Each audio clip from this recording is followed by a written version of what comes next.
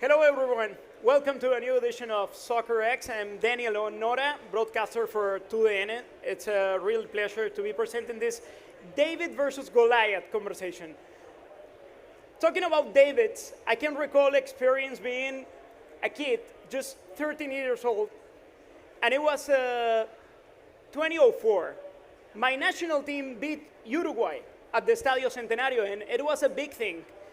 Kids were jumping on the streets. Everybody was dreaming about to get a spot in a World Cup, and we didn't make it. And I guess that was an accident in soccer because we didn't have a real project to keep working on the team. Those guys had projects, and they're running teams with more than 100 years of history in Europe. Paul Barber, CEO of Brighton, Fernando Carlos, CEO of Bayer Leverkusen. How are you? Welcome. How is Miami doing so far? Very good. Thank you. Yeah? Very good, Like thank it? you. Yep. The weather is not that good. The weather is not very It's Miami like being at in this London. point. Yeah. Yeah. So, do you consider that your teams fit in this David's profile? Do you consider your teams fit in this David's profile? Well, I mean, certainly for us, you know, we're still a relatively small club in the Premier League. We're only in our 7th season playing at this level and our first ever season in Europe this year. So we are taking on Manchester City, Manchester United, Liverpool, Chelsea, Arsenal, Tottenham. They're very big clubs with very big budgets. So for us to be competing against them is a big challenge. First season. Well, I think that you're in a FIFA in a row. David and Goliath, I don't know, but I always say that there's 11 clubs for me that are the top 11, the 6 you named in the UK. You have Juventus, Barca, Real Madrid, Bayern Munich, and PSG. So these 11 are, let's say, for me, the top clubs. And then from 12 to 2022, you have Milan, Inter, you have Napoli, you have Dortmund, and we as Bayer Leverkusen, we say we try to enter, we are now 18th in the club coefficient UEFA. We try to enter this top 20 of Europe. So if you consider the top 20 David, then we are David. If you consider top 20 Goliath, then we are Goliath. But we're definitely not the top 11. How can you explain that situation in budget terms? Well, I mean, our turnover this year will be over £200 million, but Manchester United will be 800 million. So, you know, from that point of view, the budgets are very, very different. We can't compete in the same way in the transfer market as those bigger clubs. We have to find our players in different parts of the world, cheaper, give us more opportunity to develop those players and then sell them on for profits at a later stage. But we can't compete with wages or transfer fees. Yeah, I think you have the fourth budget in the Bundesliga right now, right? We have the fourth Just budget. behind Bayern, Dortmund.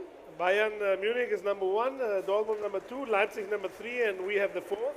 But if I compare the leagues, probably Goliath is the Premier League. And all the other leagues are David. It's a threat for the rest of the European players. clubs. Club of the Premier League who just went up from the Champions League already has higher budget than we have, even if we are 4th in the Bundesliga. So sometimes it's difficult.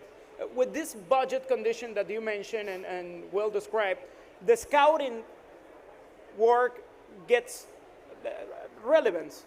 I mean, it's a kind of a key in the success of a project. What can you tell us about the Brighton process to recruit players? Well, our process is a little bit different because we use a lot of data to find what we call position-specific needs. So we don't have scouts all over the world looking all the time for players. We start from the process of what do we need. The data narrows down the field of players that we like to look at.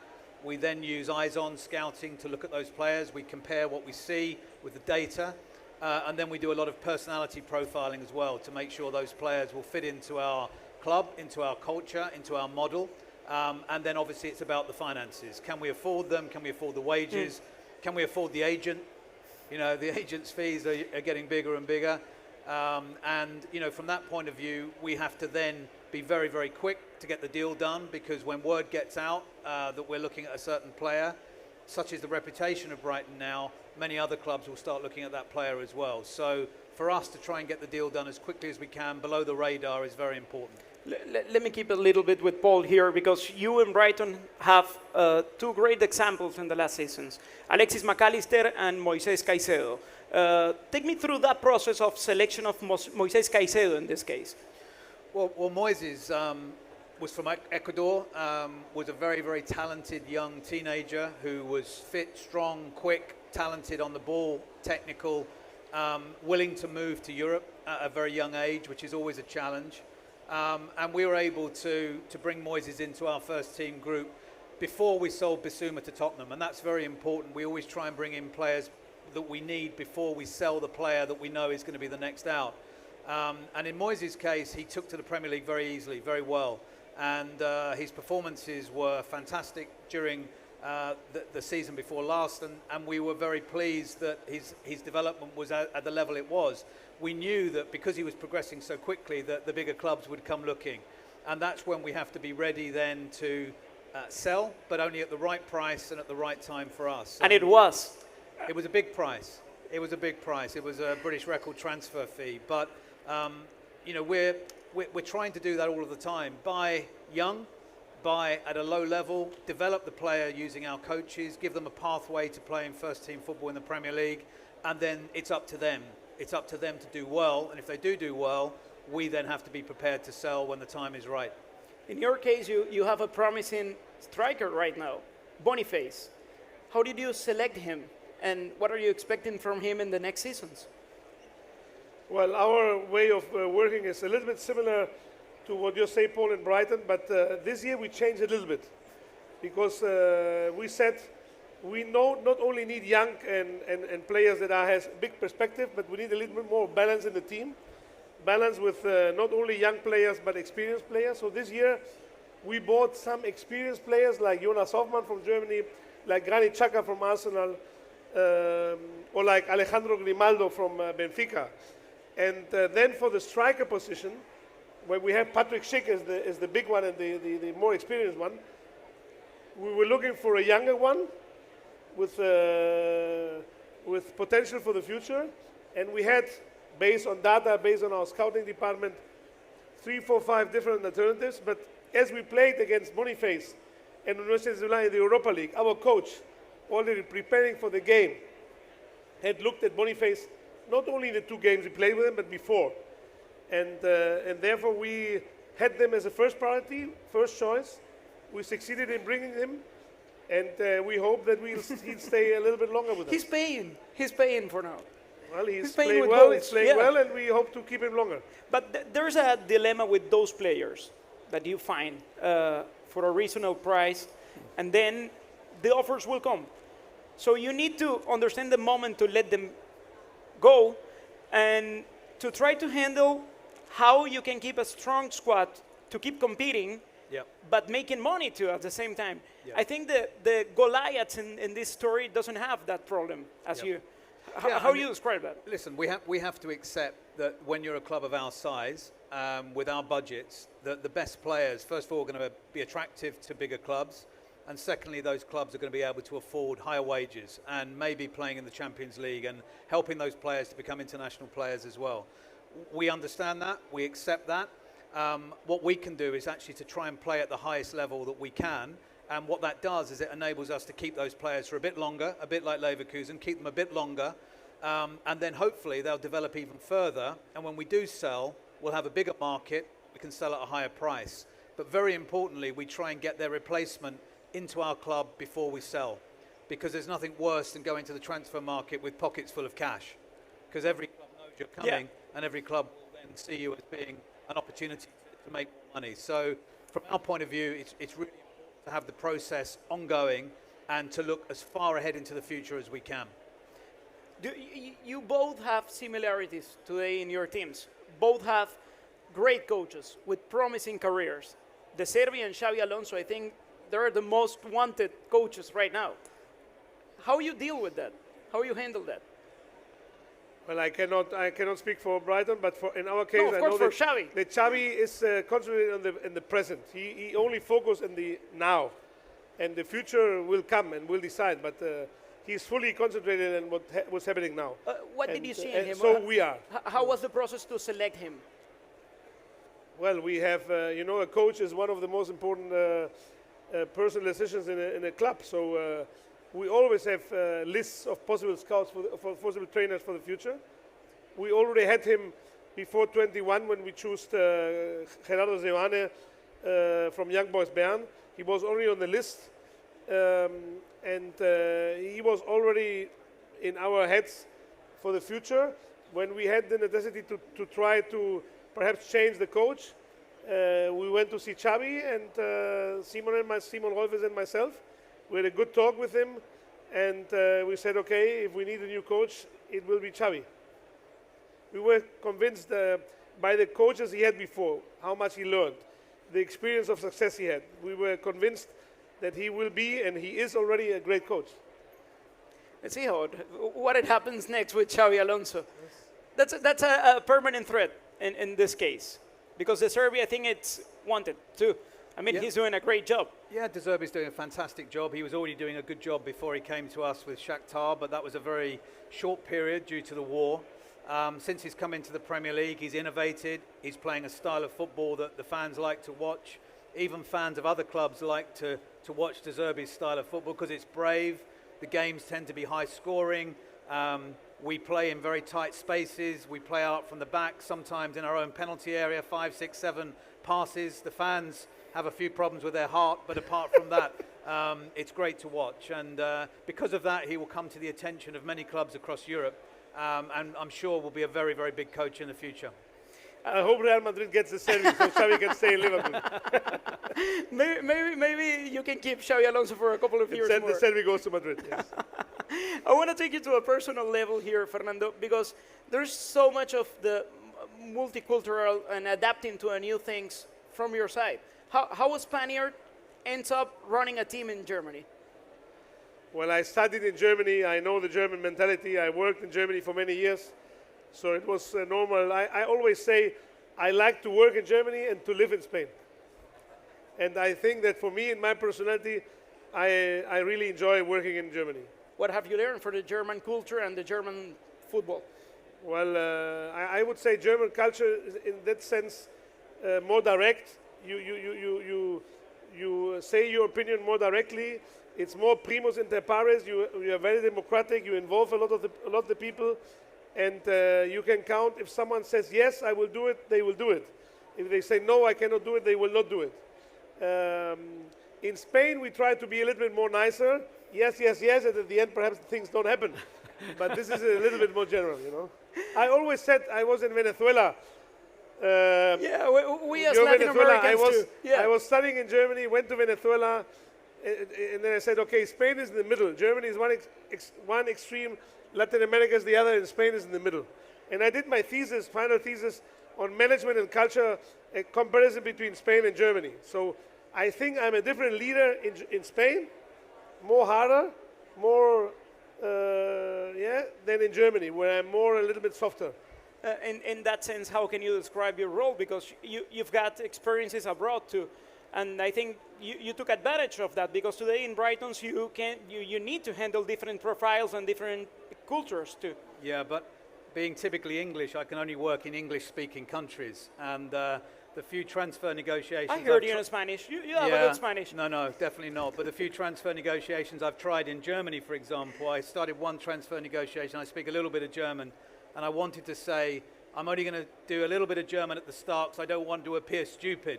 And I actually ended up saying, I'm really sorry, I can't speak very good German because you're all stupid, which wasn't a great start to the negotiation, to be honest. So I try and stay in English-speaking countries. Lucky to work in North America in Major League Soccer.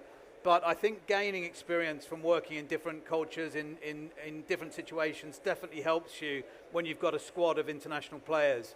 Just understanding how difficult it is to settle into a new country with a new language, family, schools, education for the kids. It's really important to help a player's performance get all of those things right. So we spend an increasing amount of time with player care staff, making sure our overseas players settle as quickly as possible, because if you want high performance, you've got to get those players in the right mindset very quickly. Let me ask you that, because you're describing that you need to adapt to them, but the players need to adapt too to a new culture, a new language. How important is that in Germany? And especially we can see the case of Xabi Alonso, who learned to speak German, and that's a big part of his development in the last years. Yeah, in Germany, normally a coach has to speak German. But as Xavi played 3 years in Germany, he spoke already a bit of German. We have as well some German lessons for the players each day. But some of the players who come from Ecuador or from Argentina, they don't speak even English. They speak only Spanish. So, but we try to. They learn English more with the other players. But we try as well. We have a team of integration where they help them integrating in Germany, but they are obliged to have German lessons every day. Nice. So, Paul, when you arrived to Brighton, the team was 10th place in the championship. Yeah. Now you're in your first season in Europe. What a journey. How can you describe that? And when you arrived, how did you set the goals during the time? Yeah, well, so we were in the middle of the second tier of English football. The owner had owned the club for about a year, had a very clear vision of wanting to be in the Premier League and competing in the Premier League, not just getting there, but staying there and then progressing. How easy is to say it? Easy to say, not easy to do. So we put about a plan of creating great infrastructure, a new stadium, a world-class training ground, getting the right processes and policies in place, the right people. And when you've got those three building blocks, then performance can come. And we've been trying very hard over the last 12 years to create a high-performance culture, not just on the pitch, but off the pitch as well. And if you're able to get all of the departments in the football club performing at the highest level, then you've got a chance for your athletes to perform at the highest level as well. And we've been able to do that step by step. Sometimes I read that Brighton has been this overnight success story. It hasn't been. It's taken a decade or more. There's been many bumps in the road. We've not got everything right. We've made mistakes. We've got things wrong. And we've learned from those mistakes and progressed very slowly but gradually. And now we're playing at the highest level in the club's 122-year history, and we're very proud of that. But we're also aware there's a lot of Premier League clubs behind us that want to take our place. So we have to keep working and we have to keep progressing. Will you agree that the most difficult thing now is to maintain that? Definitely. Definitely, because the higher in the table you are, the bigger the expectation from your fans. The harder it is to get new players because you're operating at a different level. And of course, everybody knows who you are. Whereas 5 years ago, 10 years ago, nobody knew who we were. Now that's a bit different. From a first season in Europe to the 5th in a row since you arrived to the team. Yes. That's part of your success. Well, yes, but we want more. We want What's to more? play not At this only point- every time in at Europe, this we want point, to play what's every more time for Champions Leverkusen? League. Huh? At this time, what is more for Leverkusen? At this time for Leverkusen more, it will be to win a title. Either the Cup or the Europa League or the German Championship. But this would be more for Leverkusen. Because we only won 88 the UEFA Cup, 93 German Cup. So the fans in Leverkusen are expecting a title for many years. And football is difficult. The season is very long. We have started good and we hope to maintain the level till the end. You have priorities in the goals? Yes, I always say that the history has to give Atletico Madrid the Champions League and Bayer Leverkusen the German Championship. I always say this because we have been 5 times second.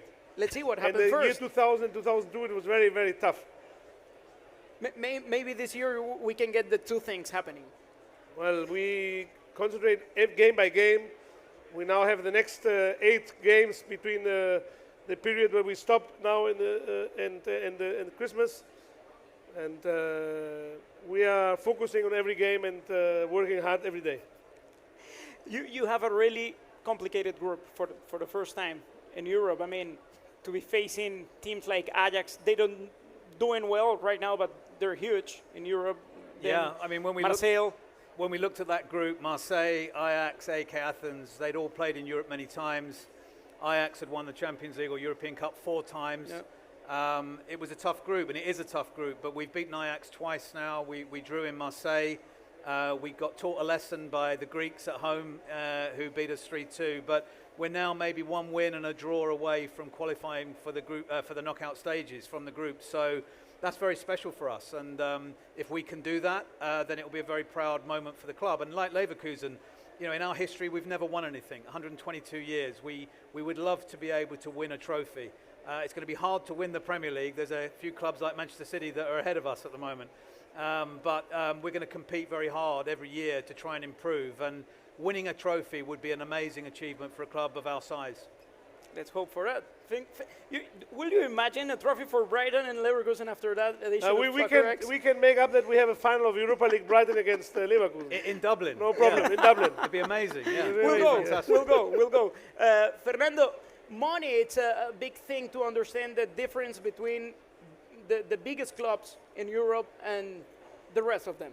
I won't say small clubs. I don't think a club with more than 100 years of history can be considered small. But how can you explain how in Germany you try to protect the league with the 50+1 rule? I think that everyone outside Germany does not understand what the 50+1 is.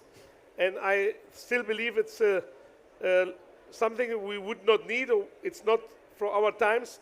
But it means that in Germany, the fans have to have the say. This means you can have economically over 50% of the shares, but the voting rights and the decision have to be made 51% by the fans. We are an exception. Wolfsburg and Bayer Leverkusen are an exception because we have owners and shareholders that have been there forever. Our club started from the workers working for the pharmaceutical company Bayer. So we are an exception because our owner is 100% owner. But the rest, besides us two, they have to have 51% in the hands, at least, of the fans. I personally think we don't need this anymore. Why?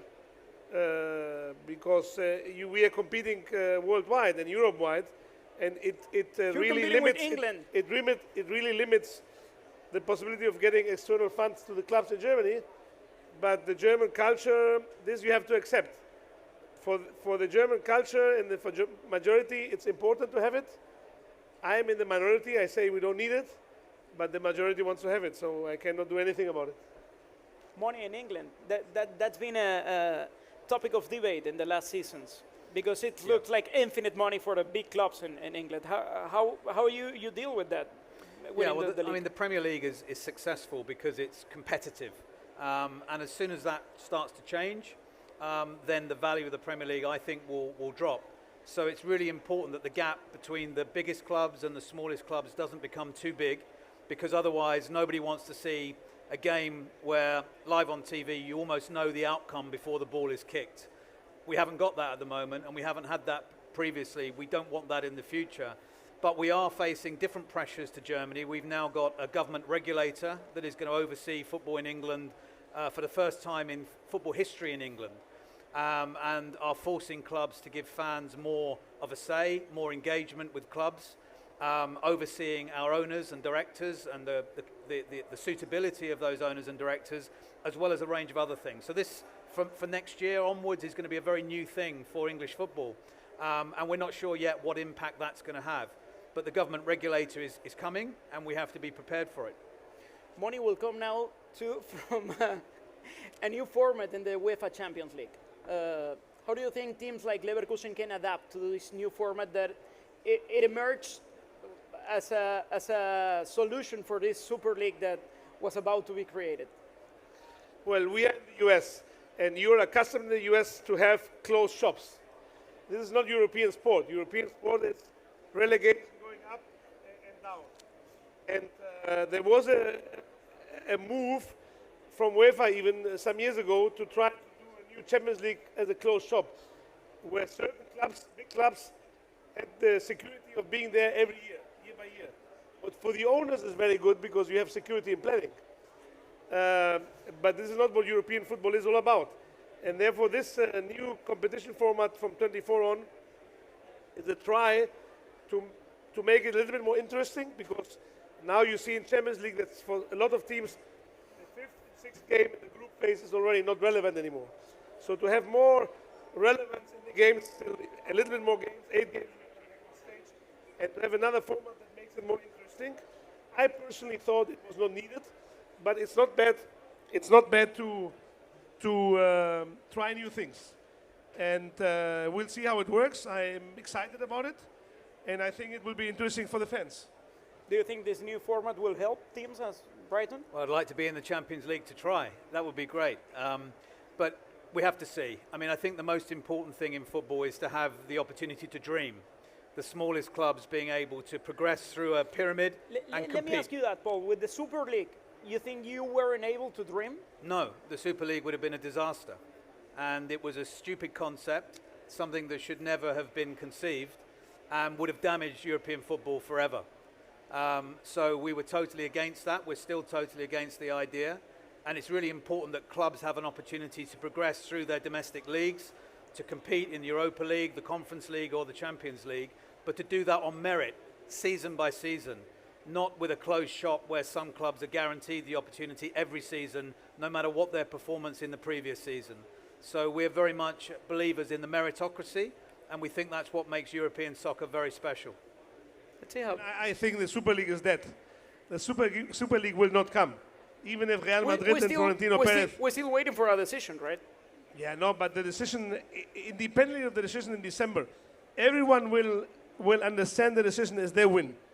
The Super League, the Real Madrid and Barcelona, they will say, we are able to organize another competition, okay, but UEFA will be able to take these clubs out of the Champions League. So, for me, it's completely independent of what comes out of the legal decision. The Super League will not happen. It's completely dead. What a sentence. Yeah, I mean, I don't think the fans want it. I don't think the vast majority of European clubs want it. And I think, you know, if you look at what Fernando has said, dead is probably the right word, because there just isn't the appetite for it, apart from a very small number of clubs.